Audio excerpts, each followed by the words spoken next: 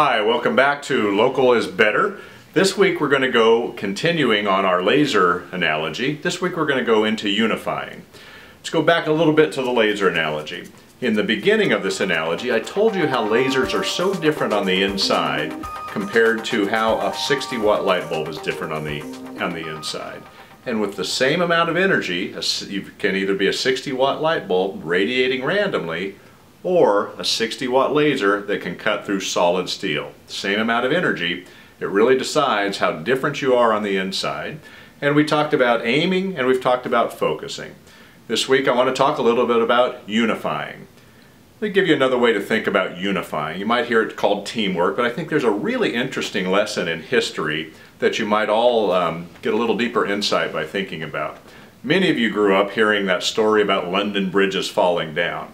Well, when you dig into what was happening, the basis of that story was, in the old days, soldiers used to walk in unison across bridges. And when they would do that, occasionally, because of their rhythm, it would cause that bridge to move up and down in a wave, and ultimately it would crash down. So now, soldiers and groups of soldiers break ranks. They don't march in unison across a bridge because that unity is so powerful that a group of soldiers walking in unison can actually cause a bridge to fall down. And that's also what's going on inside a laser. Everything about that laser is totally unified. All of those light waves are in perfect unison and unity with each other. And you all know this. You've all been parts of teams or groups or clubs or experiences where you just had that magical chemistry of everybody working in unison together. But how do you get it and how do you sustain it? So I want to talk a little bit about that today. And I think it goes back to the two prior things that we talked about, beginning with aim, being very, very clear about your aim and your purpose, and then doing very, very self-reflective and honesty about your own focus. Now it's time to extend that out to your team and to your environment. So here's an exercise that I think can help you get greater unity. If you've got clarity of aim, what I think a great exercise is to get your team together and make sure that they know and buy into what your aim of your business is. And now you can begin to focus their efforts and get them working in that together. And here's a specific thing you can do. I'm going to give you a resource that I absolutely love.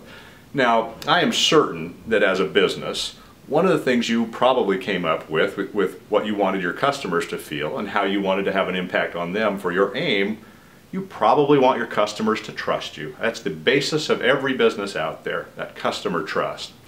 So I'm going to give you a resource that I think is a great way to have a local team meeting and help you get that unity.